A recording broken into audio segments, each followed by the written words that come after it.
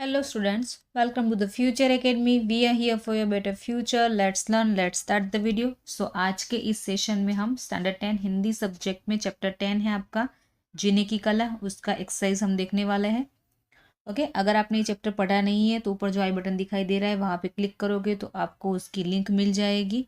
और अगर आप पहली बार चैनल पर आए हो, वीडियो पहली बार देख रहे हो तो प्लीज़ चैनल को सब्सक्राइब कर दीजिएगा.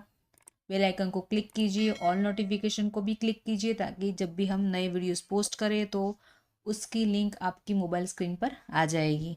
अभी तक 93% स्टूडेंट्स है जो चैनल को सब्सक्राइब किए बिना ही वीडियोस देख रहे हैं. तो प्लीज़ गाइस सब्सक्राइब कीजिए, आपके सब्सक्रिप्शन की हमें ज़रूरत है. ठीक है, चलिए स्टार्ट करते हैं सेशन. यहाँ पे पहला क्वेश्चन है, निम्नलिखित प्रश्नों के नीचे दिए गए विकल्पों में से सही विकल्प चुनकर उत्तर लिखिए. आपको यहाँ पे एमसीक्यूज दिए गए हैं. नंबर 1 है, मनुष्य जीवन को किस काम में लाया जाना चाहिए. ऑप्शंस आपके पास है. ए जीवन को समझने, बी हंसी खुशी बिताने, सी सरल काम करने, डी है विकट काम करने. तो यहाँ पे उत्तर आता है हंसी खुशी बिताने में लाना जाया चाहिए. यानी हमारा जीवन बहुत कम है ऐसे कह सकते हो. आपको पता नहीं कल क्या होने वाला है, तो जितना भी जिए हम हंसी खुशी जिए, ऐसे हमें जीना चाहिए. नंबर 2, आदमी ज़्यादा धार्मिक, फिलोसोफर और सदाचारी लगता है, ऐसा लोग कब समझते हैं. आपको देख के ऐसा कब समझेंगे कि आप ज़्यादा धार्मिक है, फिलोसॉफी जानते हैं या फिर सदाचारी लोग हैं. तो ऑप्शन आपके पास है. ए वह बूझे दिल का हो, जब वह बूझे दिल का हो तब. बी जब वह प्रसन्न हो. सी जब वह धर्म की बातें करता हो. और ऑप्शन डी है जब वह पवित्र हो. यानी आपको देख के ऐसे इम्प्रेशन कब बनेगी, तो जब आप बूझे दिल के हो, सैड हो, उदास हो, ऐसे टाइम पे लोगों को ऐसा लगता है कि वह ज़्यादा धार्मिक है, फिलोसोफर है या फिर सदाचारी है, ऐसा उनको लगता है. तो यहाँ पे आंसर आता है जब वह बूझे दिल हो, यानी जब वह उदास होता है तब. नंबर 3, लेखक के मतानुसार जीवन की समस्याओं को किस प्रजा ने ठीक समझा था. कौन सी प्रजाति ऐसी जिन्होंने जीवन की समस्याओं को समझा अच्छी तरीके से. ऑप्शन है. ए प्राचीन भारतीय, बी अमेरिकन, सी चीनी और डी है आधुनिक भारतीय. तो यहाँ पे उत्तर आता है चीनी लोगों ने. चीनी लोगों ने जीवन की समस्याओं को ठीक तरीके से समझा था. ठीक है, आगे बढ़ते हैं. नेक्स्ट है यहाँ पे क्वेश्चन नंबर 2, निम्नलिखित प्रश्नों के एक एक वाक्य में उत्तर लिखिए. नंबर 1, जीवन की सबसे बड़ी गुत्थी कैसे सुलझाई जाए. तो आपका उत्तर आता है हंसी खुशी से जीवन जीकर जीवन की सबसे बड़ी गुत्थी को सुलझाया जा सकता है. यानी ये जो चीज़ें हैं हम सोचते रहते बार बार, उन सबको सोचने के बगैर अगर हम हंसी खुशी जीवन जीने लगे तो ही ये समस्याओं का समाधान हो सकता है. अगर उसी के बारे में सोचते रहेंगे तो कुछ भी होने वाला नहीं है. नंबर 2, जीवन की समस्याओं को किसने ठीक समझा था. अभी अभी एमसीक्यू में हमने देख लिया है, तो उसका उत्तर आता है चीनियों ने. यानी चीनी प्रजाति जो थी उन्होंने जीवन की समस्या को ठीक से समझा था. नंबर 3, दुनिया में सबसे बड़ा बुद्धिमान कौन है. ओके, सबसे बड़ा बुद्धिमान कौन कहलाता है. उत्तर आता है जो सबसे ज़्यादा खुश रहता है वह दुनिया में सबसे ज़्यादा या सबसे बड़ा बुद्धिमान है. हमें क्या करना है, खुश रहना है. हमेशा खुश रहना ज़रूरी होता है. बाकी सब चीज़ें तो होती रहती है लाइफ में, तो जो सबसे ज़्यादा खुश रहता है वह दुनिया का सबसे बड़ा बुद्धिमान है. नेक्स्ट यहाँ पे है, निम्नलिखित प्रश्नों के उत्तर 2-3 वाक्यों में लिखिए. पहला है यहाँ पे, प्रसन्न रहने की कला क्या है, कैसे हम खुश रह सकते हैं. इसका उत्तर आप ऐसे लिख सकते हो, जीवन का उद्देश्य आनंद प्राप्त करना है, इसके लिए प्रसन्न रहना बहुत ज़रूरी है. खिले हुए सुंदर फूल, बहते हुए झरने, गाते हुए पंछी, पेड़ों का नृत्य, टिमटिमाते तारे, चांद के हंसते चेहरे और चमकते सूरज आदि को देखकर हम प्रसन्न होते हैं. प्रसन्न रहने के लिए इनका अवलोकन करना चाहिए. तो ये है प्रसन्न रहने की कला. आप आपके आसपास प्रकृति को देखिए, उसको देखकर ऑटोमेटिकली आप खुश हो जाएंगे. एनिमल्स को देखिए, उनको देखकर, उनके भोलेपन को देखकर भी हम खुश हो जाते हैं. तो ये सब चीज़ें हमें आनंद देती है, हमें प्रसन्न रखती है. तो हमारा भी उद्देश्य होना चाहिए आनंद प्राप्त करना. हमें वो लोग दे रहे हैं तो हम क्यों खुश नहीं हो रहे. आप फूल को देखिए, ऑटोमेटिकली आप शांत भी हो जाएंगे, आपको खुशी भी महसूस होती है कि कितना सुंदर है या फिर कितना प्यारा लग रहा है.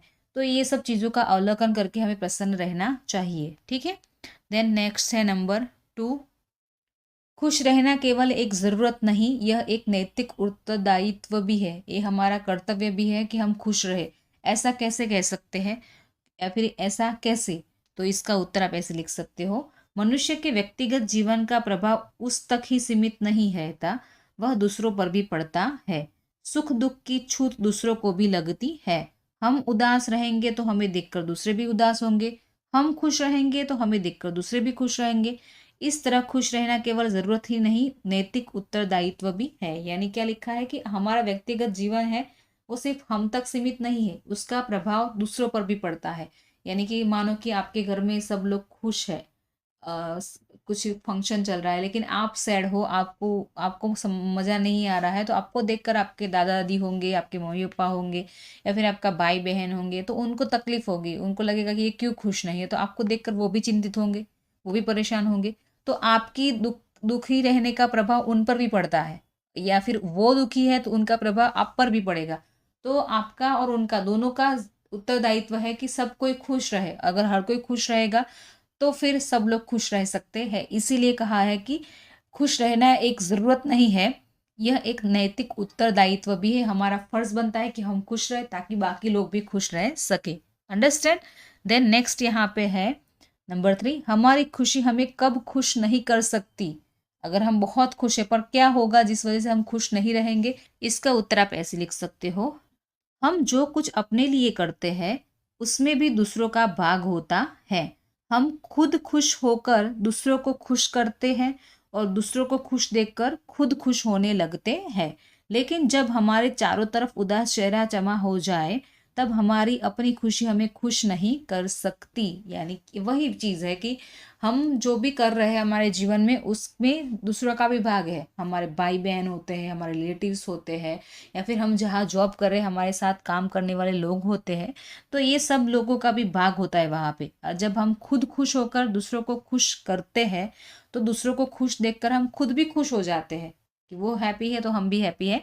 और जब हमारे चारों तरफ उदास चेहरे जमा हो जाए तो क्या होगा, वो जब हम खुश होंगे और आसपास के सारे लोग सैड है, आसपास सारी चीज़ें सब लोगों के चेहरे उदास है, तो हम उस वक्त खुश नहीं रह पाएंगे, हम खुद भी सैड हो जाएंगे। यार कि सेलिब्रेशन का मतलब क्या है कि सब इकट्ठा होके सेलिब्रेट करें, सब इकट्ठा होके अपनी खुशी जाहिर करे और मज़ा मनाए, उस चीज़ की खुशी मनाए, तब मज़ा आता है। अकेले अकेले खुश होकर कुछ मज़ा नहीं आएगा, आप खुद भी उदास हो जाएंगे उन सबको देखकर।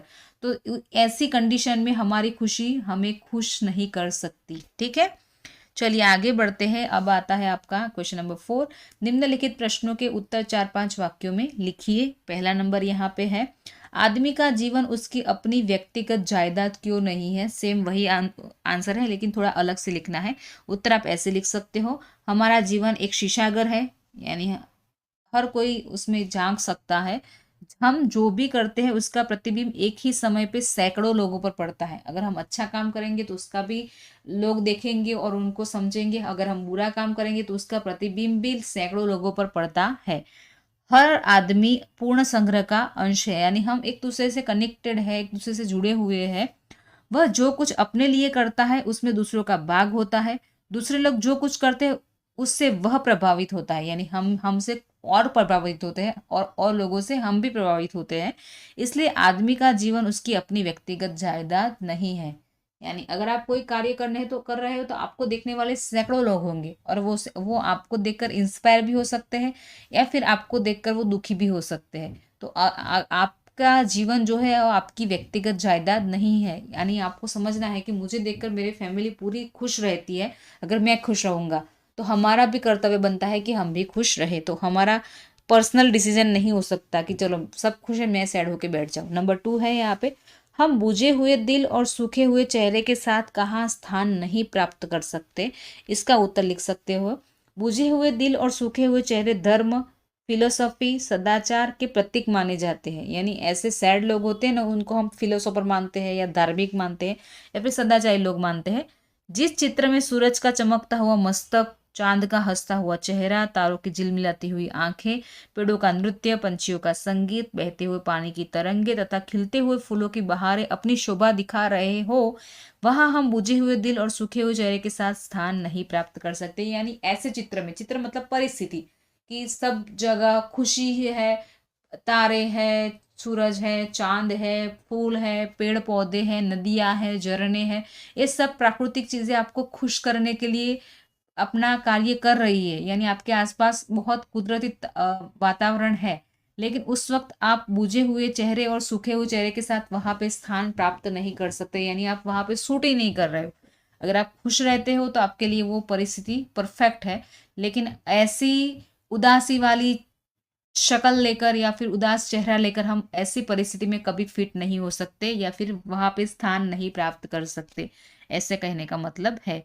ठीक है, अब आगे बढ़ते हैं। आगे आपका आता है कर्तुवाचक संज्ञा बनाइए। यहाँ पे नंबर 1 है कला, नंबर 2 है नीति, नंबर 3 है बात, नंबर 4 है यहाँ पे दिल, 5 सदाचार, देन संगीत, देन नृत्य। तो ये से सारे आपके कर्तुवाचक संज्ञा इसका बनाने। कला का क्या होगा?